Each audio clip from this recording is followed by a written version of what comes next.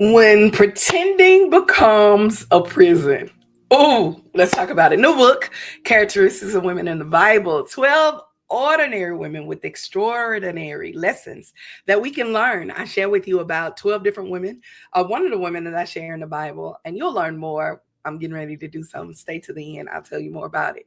But one thing I love about this particular woman that I talk about is a woman that is so much like many of us, a woman that pretends that she's someone else, that causes her to be paralyzed in her purpose, that causes her to lose her position, to lose her power because we're pretending to be someone that we're not. One of the women I talk about in the Bible, her name, I don't really know her name, but I call her Jeroboam's wife. I may be saying that wrong. Jeroboam. Jeroboam's wife. She was a wife that walked around and she pretend.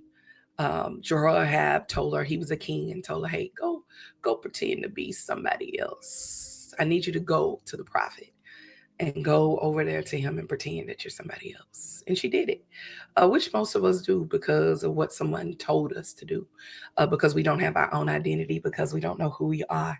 And so I talk about her. I go deep with this one because I realize a couple of things that happens as we pretend. So if I can use this as a topic, and which is not the topic in the book, you got to get the book to get the topic. But the topic that I would use for this video is when pretending becomes a prison. How do you know when pretending becomes a prison? I want to show you the reflection of what I talk about with this woman. Reflect on the mask that she wears and how to unmask. Oh, I'll talk about that part. And how to grow spiritually and become and learn your own identity. I did a class years ago called Snatching Your Identity Back. And it is important, especially as a woman, because you lose your identity. I've been there. I know, and I share how I've been in my marriage, and for years I built up my husband and put him on a pedestal and built him up, had him go to school and watch the kids while he did that, while he built his career, and totally forgot about me. Was there also when he built the church and had him, was his biggest cheerleader, but was not moving in the things that I was designed to do. And I found myself pretending that I don't know who I am. So let me just try. I tried so many things. Anyway, we talk about that in the book, but 3 principles I kind of want to share with you when it comes to this particular woman, where I'm talking about her wearing a mask, is that number 1, God sees beyond the mask. You got to realize that. And I talk about that.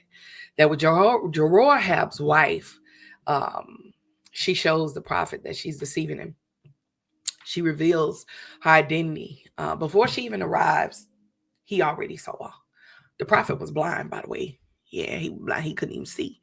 He had got older and he couldn't even see, but he knew because God showed him. Ooh, can I pause the park and tell you, I share with you how God sees you beyond everything else. No matter what you try to portray or who you try to say you are, he sees you. And sometimes he places people in your life that sees you as well. Yeah, they see you. And most of the time, you don't want to be around that person because I don't need you to see who I really am. But those are the people that you really need around you because they are able to hold you accountable to what you're designed to do. Ooh. Number 2, deceptions disconnects us from destiny. It disconnects us when we are allowing ourselves to pretend that we're someone that we're not. And here's the thing about Jeroboam's wife. She was on a mission. She was on a mission to go do what her husband that she believed in called. Oh, I ain't gonna get into that. You got to get into the book because I get into how we sit up here and follow. You got to read it to understand the depthness of it. Because if I say this on this video, you're gonna judge me. Don't judge what you don't understand, but you got to read it to understand it about these wives and husband and wives and these decisions that we make, that we believe that God is going to be sovereign with a mission that don't have nothing to do with him. What she say? Sure did. Yes, we do that. And what I do, I challenge you in this chapter.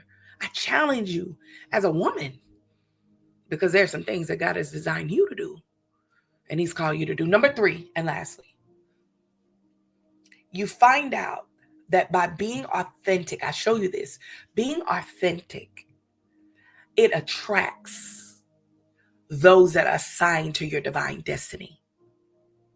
Being authentically you, man, I had to learn that. I told you I did a class on snatch your identity back. Why did I do a class on that? Because that was a season of my life that the Lord was allowing me to snatch my identity back and find out who I was. Outside of being Clyde's wife, outside of being the pastor's wife of our church, outside of being my children's mother, who was I? Man, when I learned that, I found the authentic me.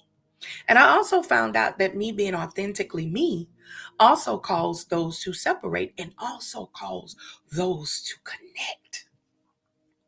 And those that connected, oh my God, is connected to my divine assignment that God has aligned me to do for their lives. And I have seen God change their lives because I found me. Because they look like me. They spiritually.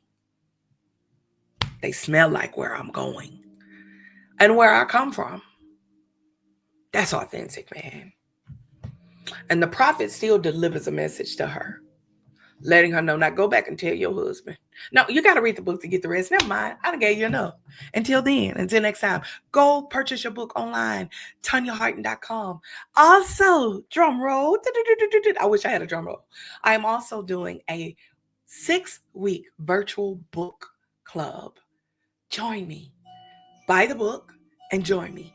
There will be a link that you can click in order to join and be a part of this book club, man, where we're going to grow together. And you get to hear from me, the author, and we get to dialogue together, collaborate. If you know me, you know I love community. I love community. We can connect and grow together. Until next time, if you don't remember anything else, remember that you are a product of God's grace and mercy when you see yourself through God's eyes and not people. Stay blessed. Bye-bye.